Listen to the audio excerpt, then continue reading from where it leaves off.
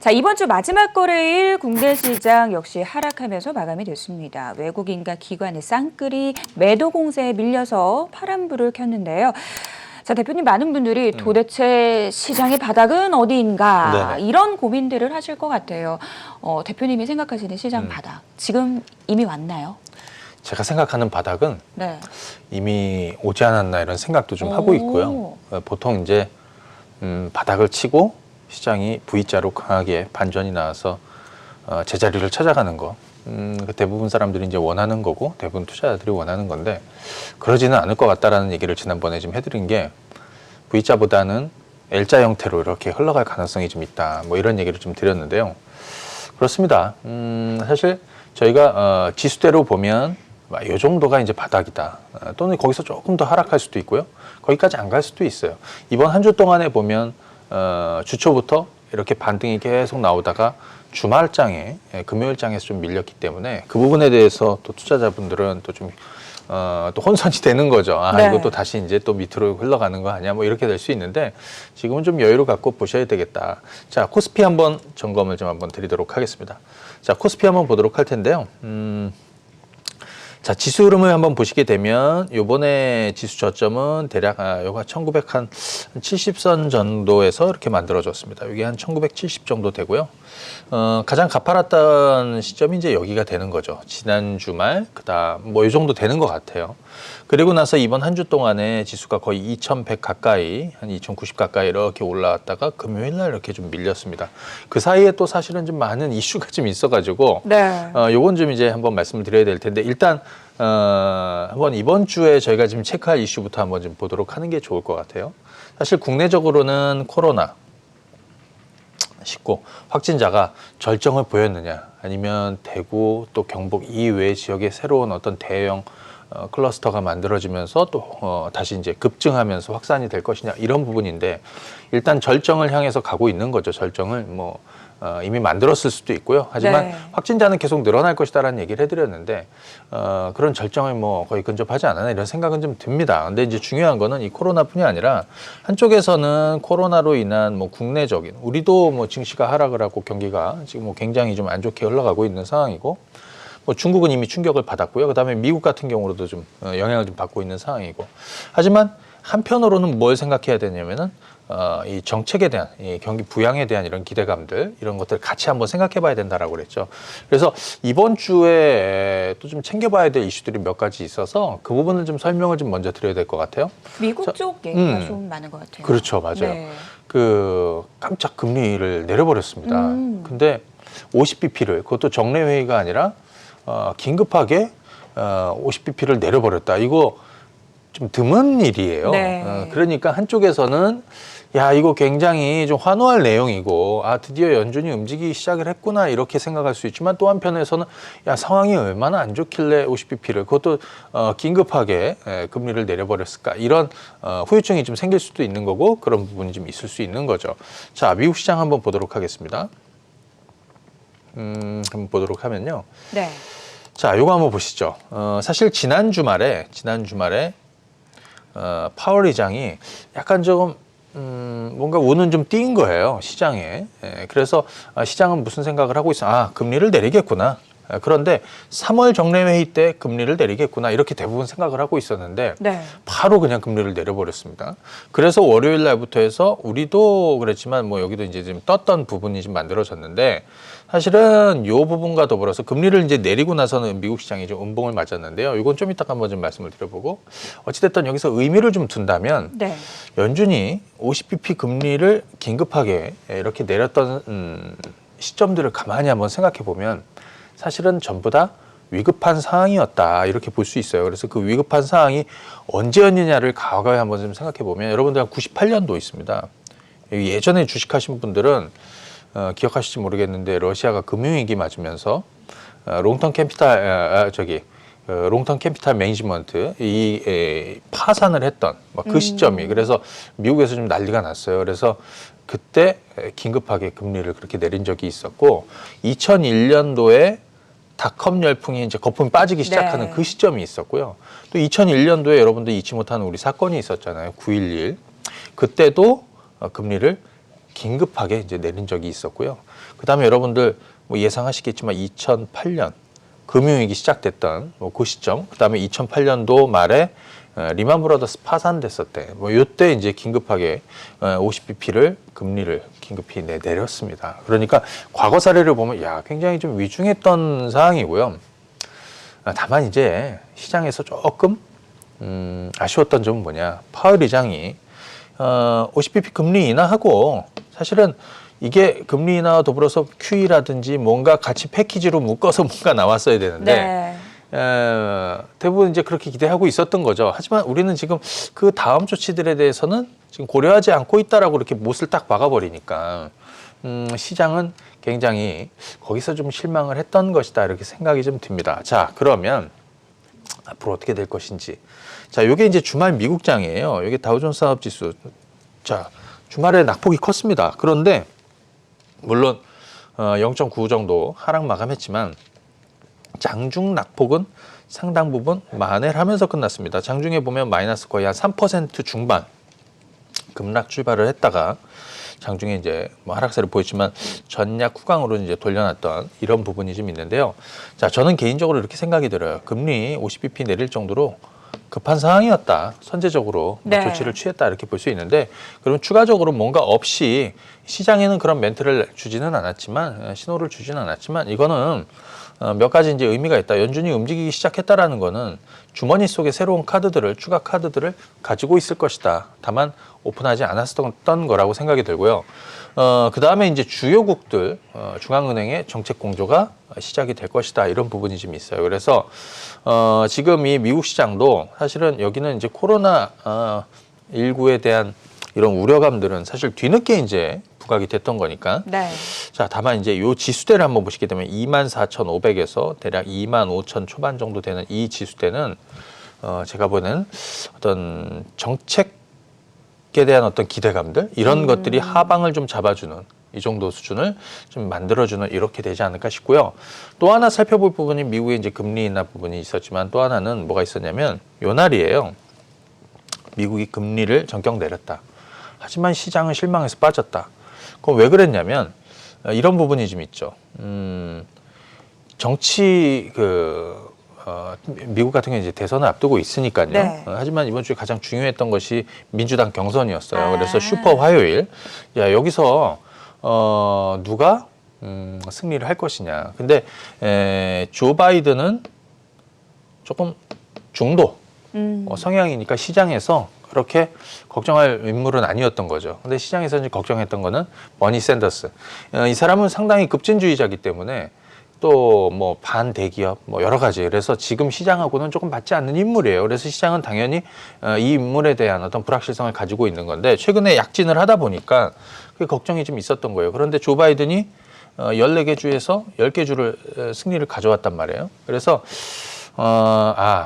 시장은 민주당 내에서도 이 샌더스 반 샌더스 세력들이 상당 부분 좀 있구나 이렇게 좀 판단할 수 있겠고, 그래서 결국에는 시장이 그거에 환영을 했다. 그래서 오히려 그런 불확실성은 이제 조금 해소가 되었다 이렇게 보시면 될 것 같고요. 네.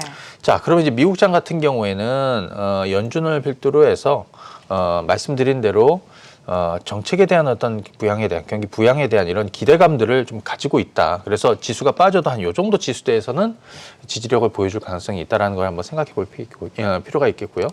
그다음에 이제 우리 시장으로 와서 우리 시장 같은 경우에는 지난번에 이제 이게 이렇게 떨어졌다가 이렇게 V자로 가면 좋겠지만 아마 이렇게 떨어져서 L자로 옆으로 흘러가는 거. 그런데 옆으로 흘러가는 것도 지수대. 그러니까 이렇게.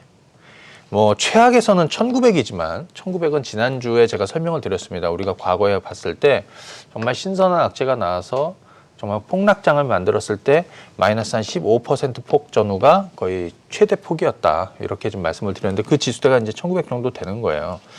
1900 한 중반 정도라고 봤을 때 여기서부터 해갖고 한 2100선 정도로 오가는 이런 흐름들. 그러니까 옆으로 박스권이 좀 횡보. 그러니까 조정이라는 게 우리 가격 조정 얘기 많이 들었잖아요. 네. 이제 가격 조정은 좀 여기까지 이루어진 거라고 생각이 들고 이제부터는 이제 횡보하는 기간 조정 구간이다 이렇게 보는 게 맞겠죠. 그래서 자, 지수를 다시 한번 차트 한번 다시 띄워놓고 좀 보시게 되면, 그래서 자, 이렇게 한번 보시면 좋을 것 같습니다. 지난주에 제가 무슨 얘기 드렸냐면, 지금 시점이 대략 지난해 8월 여기, 그러니까 일본 발악제가 좀 있었던 바로 이 시점. 그래서 여기는 지수가 급락을 했다가 이때 반도체 소재 규제 이 시점이죠. 자, 거기서부터 1개월을 횡보했습니다. 그 지수대가 바로 여기입니다. 그래서 그 구간, 이런 것처럼 좀 횡보하는 구간이 지금도 좀 만들어질 가능성이 좀 있다. 그래서 기간 조정을 좀 염두에 둔 이런 전략들. 다만 지수가 빠지게 되면, 사실은 지수가 떨어지게 돼도 저는 저가 매수가 계속 들어오는 그림을 그릴 수 있겠다. 왜? 우리도 마찬가지 금리를 이번에 내리지 않았습니다. 그래서 네. 금리 금리 인하가 여전히 유효하고요. 그다음에 이번 추경이 있었지만 추가적인 부양책들, 그리고 이 주요국들 정책 공조가 시작이 되는 이런 부분이 좀 있기 때문에, 사실은 이 1900에서 1950선 뭐 여기는 뭐 최악의 상황에서도 지지가 좀 될 것이다, 이렇게 지금 생각이 들고, 또 하나는 외국인들이 최근에 주식은 다시 좀 매도세로 좀 돌았는데요. 이거 한번 보여드릴까요? 자, 일별로 한번 보시게 되면 이렇습니다. 자, 이번 주에 보시게 되면 외국인들이 자, 다시 매도세를 해서 주말에는 또 매도세가 굉장히 거칠게 나왔습니다. 기관 투자들도 마찬가지인데요. 자, 좀 주목되는 부분은 연기금 매수가 이제 1,000억대, 2,000억대로 좀 늘어나고 있다라는 거 좀 주목해 볼 필요가 있는데, 저희가 지난 8월과 한번 비교를 많이 하고 있습니다. 제가. 근데 이제 지난 8월과 한번 비교를 해보면, 여기는 사실은 바닥을 잡는 게 외국인들이라고 많이 알고 있지만, 사실 외국인들이 이 바닥에서 주식을 산 게 거의 없어요. 여기는 대부분 주식을 팔았어요. 네. 기관 투자들 매도가 있었죠. 특히 연기금은 꾸준하게 한 달 내내 주식을 좀 사는 이런 흐름을 보였거든요. 그리고 외국인들이 사들어가기 시작한 시점은 대략 한 이쯤 돼요. 그래서 올라서기 시작하는 거. 그러니까 얘들은 약간 좀 불확실성이 완전하게 해소되고, 이런 확인 매수하는 차원에서 매수가 들어왔다고 생각이 됩니다. 아주 극단적으로 저점으로 빠지든가.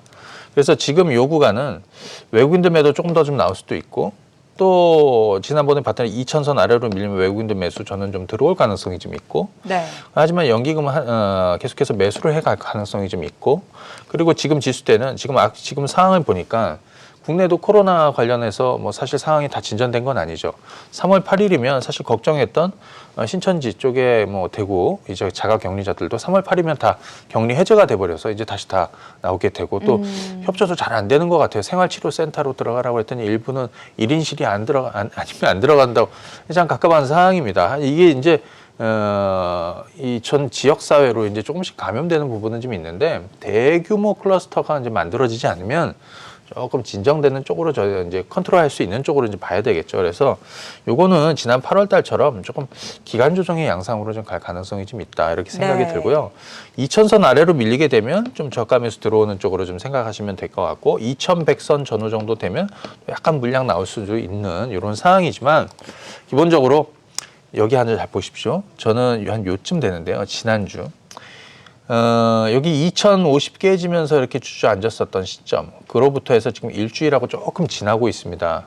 지난번에 제가 한번 말씀드렸던데, 총리가 대구를 내려간, 그리고 4주 안에 대구를 좀 안정시키겠다라는 얘기 있었는데, 네. 그것이 사실은 지금 2주에 이제 거의 다 돼가고 있는 거거든요. 그래서 이런 부분 보면 앞으로 2주, 그래서 대략 한 4주 정도 기간 조정을 좀 염두에 두시고, 빠져도 저가 매수가 좀 들어올 수 있는, 그래서 지금은 이런 전략이 좀 필요한 것 같아요. 기간 조정 나올 수 있다. 왜냐하면 네. V자로 가는 게 가장 좋겠지만, 이번에는 여러분들이 생각하셔도 조금 L자 형태로 해서 박스권이 조금 옆으로 횡보할 가능성이 좀 있으니까 시간 투자를 조금 하는 전략이 좀 필요할 것 같고요. 단기 매매하는 분들이라면 모멘텀 찾아서 지금 코로나 관련한 수혜주도 이런 거 많이 찾아서 다니실 것 같고, 네. 좀 길게 보시는 분들 같은 경우에는 아무래도 이 경기 민감 업종들 많이 떨어졌을 텐데, 오히려 저가 매수의 기회가 될 수도 있고요. 그다음에 코로나 이후까지 좀 보면서 좀 길게 멀리 보는 전략 필요하다, 이렇게 생각이 들고, 네. 섹터별로 한번 좀 얘기를 해보면 아마 반도체 이런 쪽에 대해서는 대부분 이제 매력이 있다라고 하실 것 같아요. 저도 마찬가지고.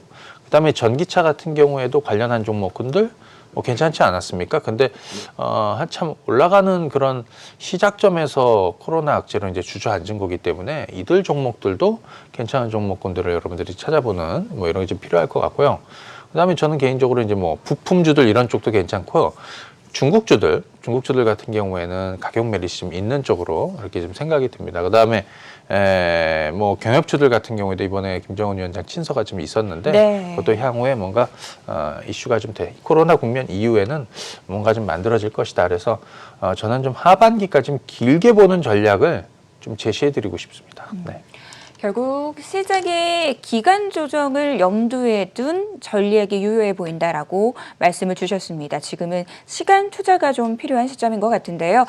자, 종목별 이야기도 좀 나눠보도록 하죠. 다음 주 관심주 어떤 종목들 좀 살펴보면 좋을까요? 네, 저는 이제 요거 한번 좀 말씀드려보면 좀 단기 종목이라고 하면 네. 지금 시장에 이슈가 가장 되고 하는 이런 쪽을 찾아다니실 텐데 그거보다는 조금 긴 흐름으로 이 코로나 국면이 지나고 난 이후까지도 좀 볼 수 있는 그래서 지금 아무래도 아까 기간 조정 얘기 드렸잖아요. 기간 조정이라는 얘기는 그 구간에서 뭐 종목들도 그렇고 지수도 그렇지만 좀 올라올 수도 있고 조금 주저앉을 수도 있고 좀 심심하게 옆으로 누울 수도 있고 그래서 그런 부분에서 여러분들이 좀 저가 매수하셔서 조금 시간을 좀 길게 갈 수 있는 이런 것들에 대해 설명을 좀 드리도록 하겠습니다. 자, 한번 보시게 되면요. 먼저 지수 얘기 한번 좀 드려보도록 할 텐데 아까 말씀드린 대로 코스피 지수 기준으로 해서는 자, 늘 이제 이런 건 있어요. 자, 보시게 되면 제가 네모 박스를 이렇게 하나씩 한번 이제 거봤는데 만들어 봤는데요. 이 네모 박스가 만들어진 시점은 시장이 굉장히 공포스럽고 다 그런 시점이에요. 지금이랑 비슷하다는 얘기예요. 그래서 이럴 때 여러분들이 항상 생각하는 게 뭐 낙폭과대주를 매수하고 그거 다 좋습니다.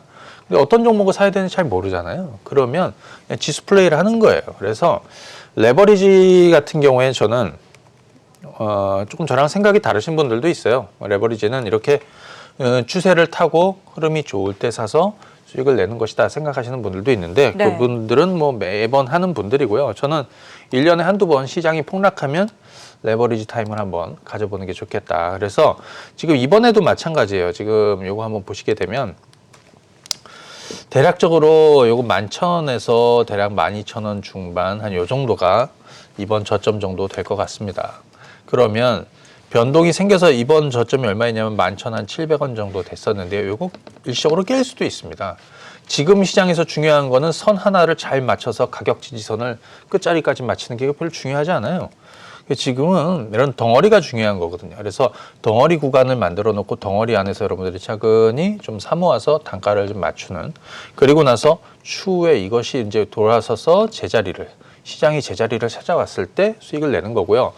여러분들은 이 코로나 국면이 지나고 나면 하반기 예를 들어서 하반기까지 멀리 봤을 때 이 코스피 고점이 2250에서 떨어지기 시작을 했는데 올해 코로나 국면 이후에 저희가 하반기까지 놓고 봤을 때 지수 목표대가 여러분들은 얼마입니까? 2250입니까? 아니면 그 이상입니까? 개인적으로는 이 국면이 어느 정도 진정이 빨리 되고 하게 되면 저는 하반기 목표치는 이 2250 이상을 좀 볼 수 있겠다라고 생각이 들어요. 그러면 지금 코덱스 레버리지 같은 경우에도 지금 네. 최악인 시점에서 차근히 저가 매수 11,000원에서 12,000원 중반대에서 차근히 저가 매수해서 이 이후까지 한번 1차적으로는 15,000원대까지 한번 보는 거고요. 이 이후로는 하반기까지 레버리지를 한번 가져가 보는 이렇게 가보셔도 저는 좋지 않을까 레버리지는 말씀을 드리고요.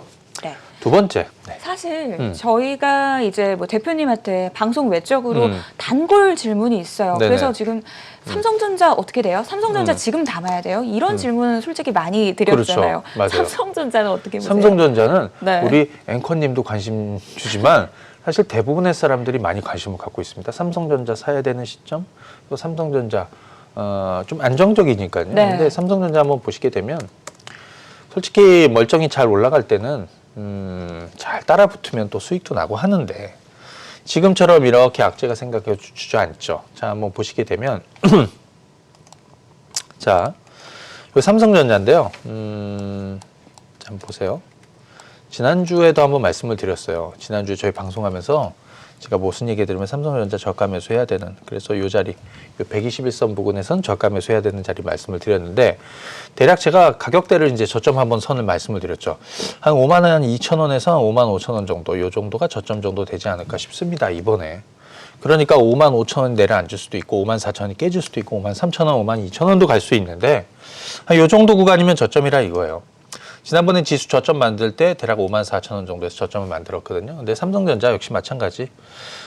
솔직히 이런 구간 6만 원대 이상에서 사가지고 별 매력이 없다. 그죠? 이렇게 좀 주저앉아야 먹을 폭이 만들어지는 거잖아요. 그래서 이제부터는 여기 5만 5천 원 깨지고 하게 되면 5만 5천 원, 5만 4천 원, 5만 3천 원, 5만 2천 원 이런 구간은 삼성전자를 좀 저가 매수하는 구간 정도로 활용을 하시면 좋겠다라고 생각이 듭니다. 예를 들어서 이런 구간도 한번 있었죠. 자, 한번 보시게 되면요.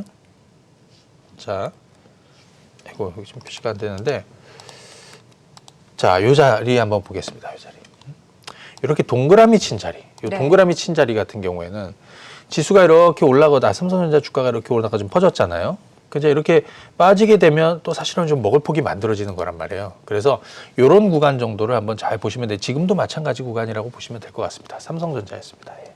네, 삼성전자 흐름 살펴봤고요. 셀트리온 헬스케어도 좀 보고 싶습니다. 외국인과 기관이 지난주 금요일에 국내 시장에서 매도 공세를 보였는데 이 종목에 대해서는 유독 또 순매수를 나타냈습니다. 최근 3거래일 연속 이 종목을 사들이고 있는 모습인데요. 셀트리온 헬스케어는 어떻게 보세요? 자, 셀트리온 헬스케어 같은 경우에는 저희가 언제였죠? 2월 초였나? 2월 초에 무슨 얘기 드리면 2년 만에 장기 투자 종목으로 다시 의견을 드립니다라는 얘기를 해드렸습니다. 2018년도 고점 만들고 2019년도 그리고 2020년 초반까지 해갖고 여기가 2년 동안 주가가 조정받은 겁니다.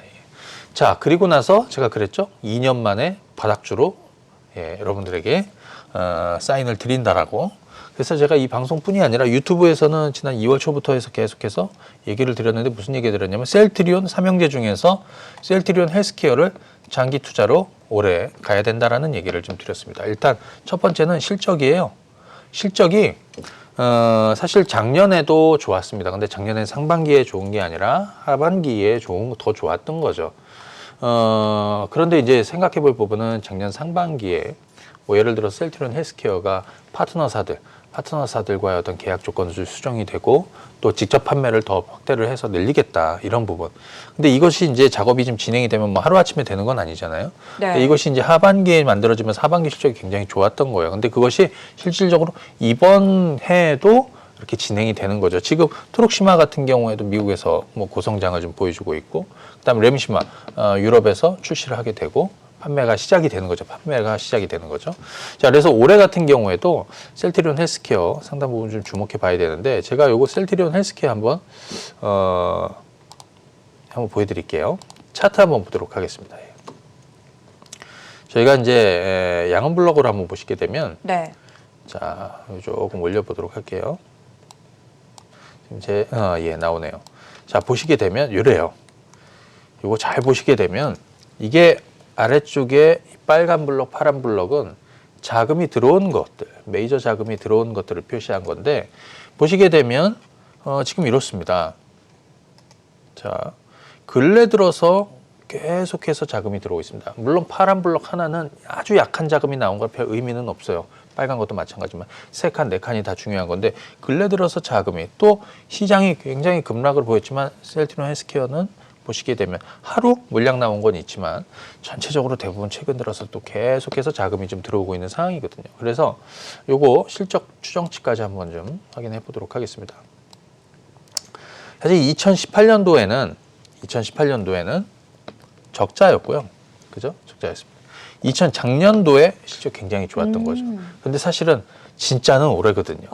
수치로 그냥 딱 나오잖아요. 네. 진짜는 올해예요. 그래서 지금 셀트리온 헬스케어 같은 경우에는 자, 지난 2월 달 초에도 말씀을 드렸지만 황금 바닥으로 올해 단기 매매가 아니라 하반기까지 시간 투자를 계속 해보시는 게 좋겠다. 그래서 이 종목은 최근에 이렇게 좀 흘러가고 있는데 7만 원 뭐 넘어설 거라고 생각이 들고요.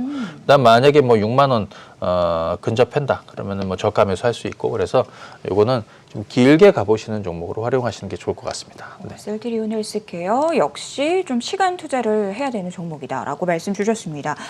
시장에 코로나19 관련주들 상당히 많이 언급이 되고 있습니다. 사실 대표님 코스맥스가 저는 그냥 중국 관련주라고만 생각했는데 이게 또 뭐 손세정제 관련해서 코로나19 관련주로 분류가 되더라고요. 네. 이 종목은 좀 어떻게 보세요? 뭐 엮을 수 있는 거죠. 네. 그리고 뭐 사실 엮여서 얼마나 영향을 받느냐 뭐 이런 것도 중요한데 사실은 최근에 이 코스맥스 자 이거 한번 보세요. 지금 말씀해주신 대로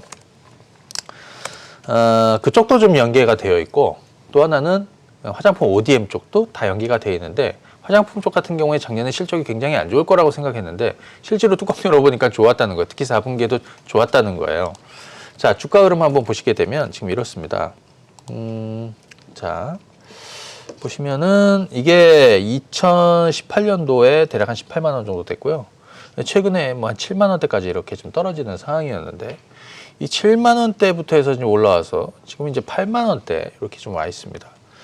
요 주가 흐름을 한번 보시게 되면 최근에 거의 대부분의 지금 사실 시장이 좋지 않기 때문에 전체적으로 깨지는 종목군들이 많은데 이 종목은 좀 흐름을 이렇게 뭐 강하지는 않지만 타고 있는 상황이에요. 코스맥스의 최근 수급 상황을 한번 여러분들 한번 보시게 되면 자 이렇게 한번 보세요. 자 보시게 되면 근래 들어서 여러분들 자 이건 거래량은 아니거든요. 자금은 오히려 계속 들어오고 있습니다. 그러니까 상대적으로 지금 화장품 쪽에서 또 말씀해 주신 대로 화장품이지만 또 최근 시장에서 어떤 좀 연계될 수 있는 이런 재료들을 좀 가지고 있는 거.